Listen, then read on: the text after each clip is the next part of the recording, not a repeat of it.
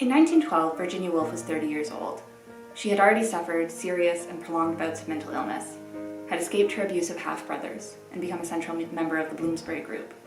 She had begun publishing articles and reviews, but would not publish her first novel, The Voyage Out, until 1915. Her future husband Leonard proposed to her in January. She would go on to accept him in May, and they would be married on 10th August. But first, she became ill in February and March. In a letter dated 5th of March that year, she writes, "My dear Leonard, you hit on my taste in reading very well. I should have thanked you before, but writing was forbidden. I shall tell you wonderful stories of the lunatics. By the by, they've elected me king. There can be no doubt about it. I summoned a conclave and made a proclamation about Christianity. I had other adventures and some disasters, the fruit of a too passionate and inquiring disposition. I avoided both love and hatred. I now feel very clear, calm, and move slowly, like one of the great big animals at the zoo.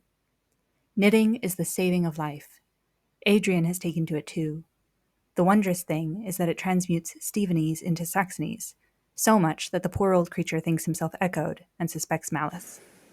Besides reminding us that Woolf had a whip-smart sense of humor, which is something that I think we often underestimate in her or forget about her, this letter provides an important reference for anyone interested in knitterly writers from the past. Knitting is the saving of life, and her brother Adrian has taken to it too. This language is a clear example of what the critic Oliver Taylor identifies as a language as handicraft metaphor in Woolf's work. Knitting transmutes Stevenese, the family surname was Stephen, into Saxonese and makes Adrian defensive. So talking about knitting is a way to talk about talking, about communication. But is that all this was? Only a way to communicate about ways of talking and ways of being? Well, I don't think so. For one thing, it would have been unusual for any woman in this period, even one of the most famous writers of the 20th century, not to have known how to knit. For another, though we don't have any other explicit references to knitting in Virginia Woolf's own life writings, we do know from acquaintances and other writers from at the time that she was a knitter. One of my favorite examples of this comes from Dame Edith Sitwell, who said, with characteristic cheek, "I enjoyed talking to her, but thought nothing of her writing. I considered her a beautiful little knitter." Sitwell's comment is playfully dismissive, putting aside the writing career that made Woolf one of the most important writers of the 20th century, even while she was still alive, in favor of what most would consider only a craft. But I think that there's a note of seriousness here too, and even respect, because both women understood the importance of clothes. After all, Sitwell is also known to have said that the trouble with most English women is that they will dress as if they had been a mouse in a previous incarnation. They do not want to attract attention. And that was certainly not Woolf.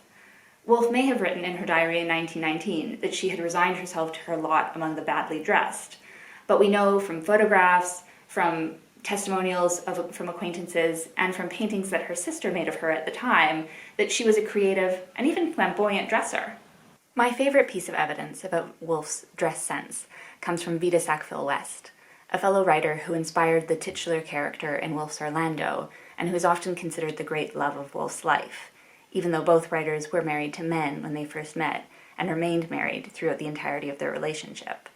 On December 19th, 1922, 3 days after the women first meet, Sackville-West writes to her husband, "She is utterly unaffected. There are no outward adornments. She dresses quite atrociously. At first, you think she is plain, then a sort of spiritual beauty imposes itself on you, and you find a fascination in watching her. She was smarter last night. That is to say, the wool and orange stockings were replaced by yellow silk ones, but she still wore the pumps." Wool and orange socks, yellow silk stockings. I've never wished so badly that we could see black and white photographs in full color. So what is a knitter, hoping to get closer to Woolf and her knitting, to do? Well, if there are no other references to knitting in Woolf's nonfiction writing, then we have to turn to her fiction. At the same time, though, I wanted to get a feel for what knitting was and would have been for Woolf in 1912. So I went out and bought some orange sock yarn. Not the most historically accurate sock yarn, but one that I like, and that's within my budget, and I started looking at patterns. Woolf was born in 1882, and the kind of late 19th, early 20th century sock patterns, especially, that she might have been learning from, are really more formulas for knitting socks than they are patterns in the way that we understand them today.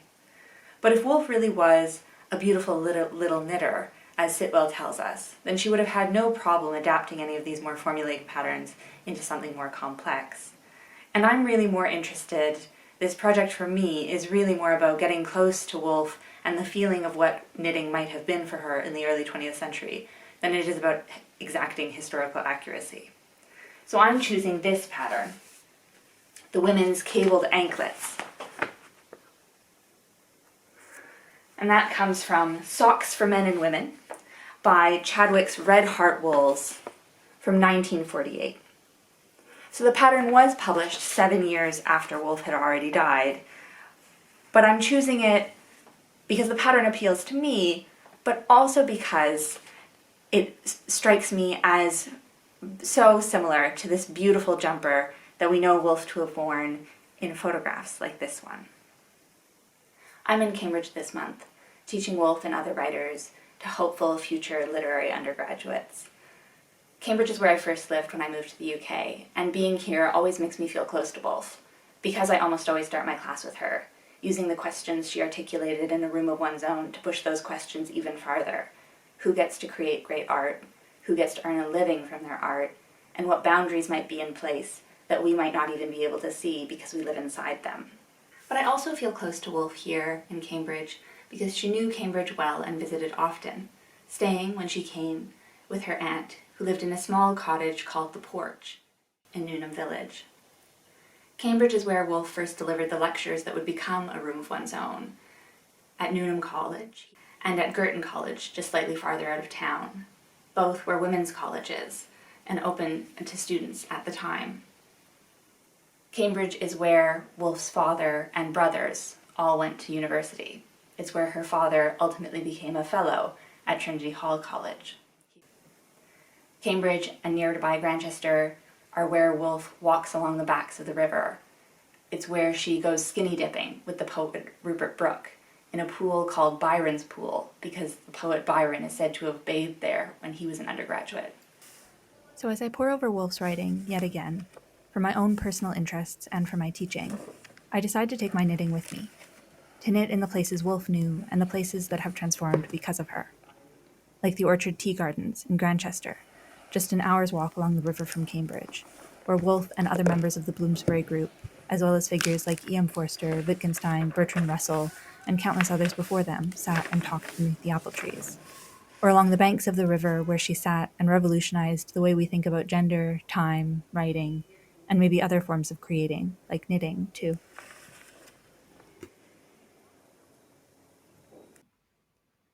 I started my knitting for this project on the train ride into Cambridge, and felt a great momentum from knitting alongside Woolf and her characters. For those first few days, though, I was so busy that I had to settle for quick, stolen moments to go out and visit this city I love, and had to save most of my knitting for just before bed. As time opened up, at least a little bit, though, I let myself sit and take the project out of its pouch.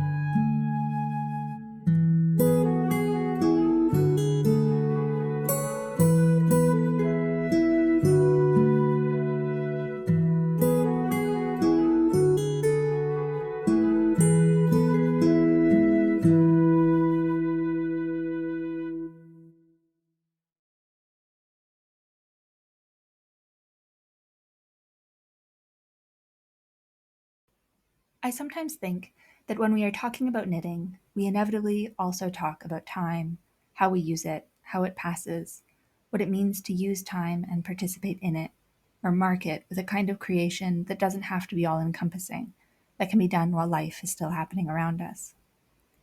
Woolf, I think, was aware of this too, and uses knitting in her novels to measure time and show how it passes, whether that be too quickly or nice and slowly, not quickly enough or zipping along with energy. And we don't have to read too far to find this, because though references to knitting are sparse in Woolf's personal writing, they absolutely abound in her fiction. Characters put aside their knitting, or imagine putting it aside, before walking out onto the down and hearing nothing but the sheep cropping the grass close to the roots. They knit with white wool, or curiously and characteristically, in a way that is certainly supposed to inform us about one particular character. They knit with wool that is not an ivory white, but rather a tarnished yellow white. They knit from balls of differently colored wools, on holiday. They teach each other tricks and notice the skills that pass down through families. Mrs. Dalloway from 1925 gives us, I think, one of Woolf's most memorable representations of knitting as something quiet, but also heroic and almost otherworldly. And she gives us this in the form of the grey nurse, who sits on a park bench in Regent's Park and knits, watching over first just the infant who is in her care, and then also Peter Walsh. The grey nurse knits, moving her hands indefatigably, yet quietly, like the champion of the rights of sleepers, like one of those spectral presences which rise in twilight in woods made of sky and branches. Woolf was famously bad at writing working-class characters, but in Jacob's Room, knitting provides a rare moment of interiority, or at least the potential for interiority, for an aquarium attendant, knitting behind 6 or 7 chocolate boxes, because she was often quite alone with the fish, for hours at a time. Knitting is pervasive in Woolf's writing, but it is also shifting, sometimes peaceful, sometimes evidencing a kind of loneliness or even a perceived aloofness. It is mostly women who knit, but just as Woolf wrote in that letter from 1912 of her own brother Adrian taking up the skill, Mrs. Elliot, in The Voyage Out, shares that she had an uncle who knitted his own socks until the day of his death, and he did it better than any of his daughters. Dear old gentleman. Characters knit unnamed projects. They knit scarves intermittently on a little circular frame. But above all, they knit socks or stockings, and nowhere is this more central or significant in Woolf's fiction than Into the Lighthouse from 1927. To the Lighthouse tells the story of the Ramsays and their guests as they make their yearly holiday on the Isle of Skye in Scotland. It's a novel that Woolf based fairly openly on her own experiences of childhood, family, and summer holidays to Cornwall in the south of England. The novel is subtle and shifting, but it's also ruthless about what it is to be a person, about marriage, about life and death. Not much happens, and the novel takes much of its shape from the way that it skips and settles through time. In this context, where not much happens in the way of plot, however, everyday experiences and interactions and interiority takes on an unusually weighty significance. Unusual, at least for fiction. I think that the representation of what it means to be a person, of how much small, everyday feelings and interactions matter to us, might actually approximate something closer to the way that we actually experience these things in our own day-to-day lives. Mrs. Ramsay, the matriarch of the family, is also the novel's knitter. And in this context, her knitting takes on an even greater significance than it might have in another novel from the period, or even another of Woolf's novels. She knits from the very first page of the novel, working on a pair of reddish-brown, hairy stockings for the lighthouse keeper's son, who has a tuberculous hip. She knits and listens, knits and measures her work against her son James's leg, who, envious that she's knitting stockings for another child, fidgets purposefully. She knits and worries that her work is too short by half an inch at least. It's too short, she said. Ever so much too short. Knitting helps to establish the rhythms of this early part of the novel. Mrs. Ramsay knits and chats. She pauses to oversee dinner, and then goes back to her knitting again. She knits to the sound of the sea while the children are in their baths. She finds the stockings, her project, tiresome, then hardly seems to notice that she is knitting at all, accomplishing, the narrator tells us in parentheses, something dexterous with her needles, while otherwise preoccupied with thinking about what it is to be a mother and a person. Through knitting, Woolf gives us one of her great images, as Mrs. Ramsay holds up the heather mixture stocking with its crisscross of needles at the mouth of it, as if it were one of the fish the other characters pull out of the sea later in the novel. And then, again grounded in Mrs. Ramsay's knitting, Woolf gives us one of her profound, passing descriptions of what it's sometimes like to be a consciousness in the world, as she writes, that often she found herself sitting and looking, with her work in her hands, until she became the thing she looked at.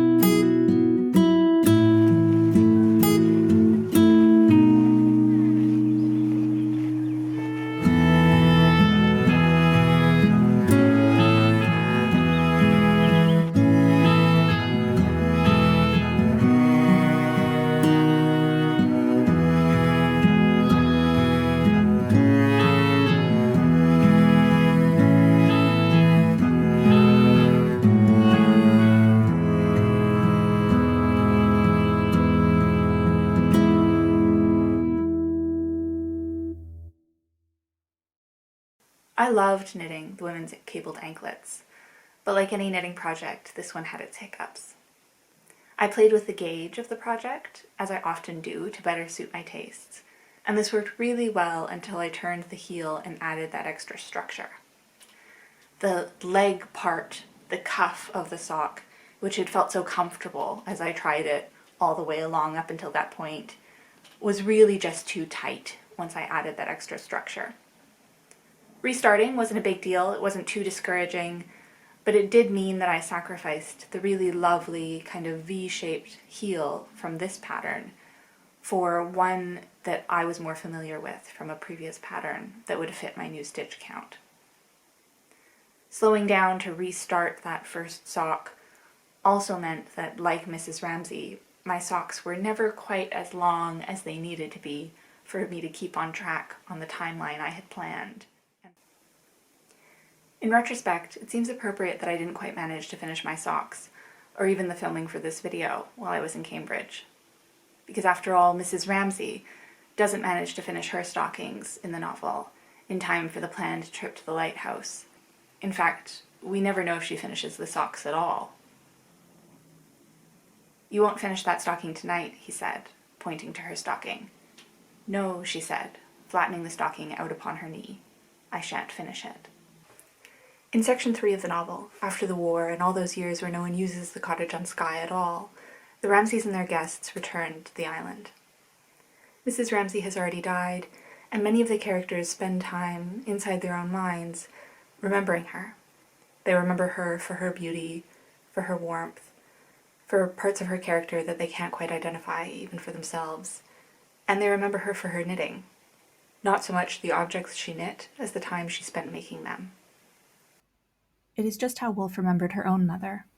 As biographer Hermione Lee points out, the way Woolf frames Mrs. Ramsay even mirrors the posture in which Woolf remembered her own mother knitting most often. Mrs. Ramsay sat there quite simply, in the chair, flicked her needles to and fro, knitted her reddish-brown stocking, cast her shadow on the step. There she sat, remembers Lily Briscoe. "I see her knitting on the hall step while we play cricket," remembers Woolf, in moments of being, casting her memories up around herself, in the present tense. Once I left Cambridge and arrived home, the dam of adrenaline that had been keeping my pain, fatigue, and inflammation at bay while I was teaching crumbled, and I experienced a period of very ill health, with constant migraines and lots of joint issues, where it wasn't possible or even very appealing to knit.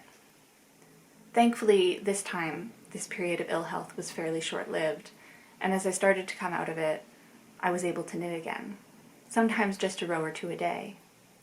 But as I started knitting, I found myself thinking often of Woolf, knitting in the different properties and places she knew around the UK, through periods of ill mental and physical health, and hopefully also some periods that were a little bit lighter, too.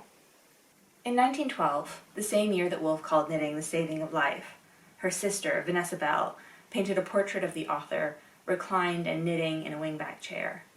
Her face is obscured, but the painting, which is now housed in the National Portrait Gallery, shows Woolf the way only the people we really know and love and trust get to see us, fully relaxed, taking comfort in the movement of her hands at the end of a long day. I love this portrait because I think that it shows Woolf surviving and taking comfort. And that, I think, is what knitting must have been for Woolf. Not a revolutionary act, but an indispensable one. Quite simply, the saving of life.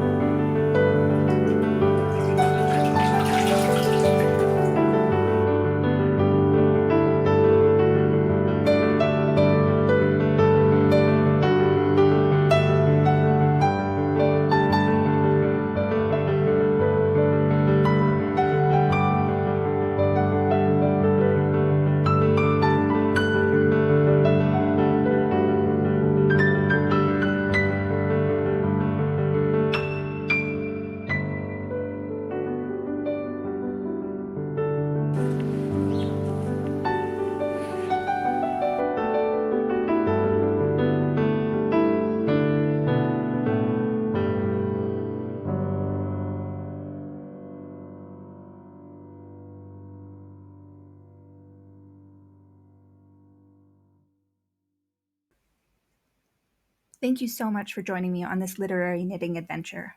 I had so much fun searching out this pattern, knitting these socks, and putting this video together to share with you. I hope you've enjoyed it too. If you'd be interested in watching more project videos about literary subjects, please do let me know. I'm having so much fun with it. In the meantime, I wish you lots of happy reading, happy exploring, and happy crafting. Thanks again.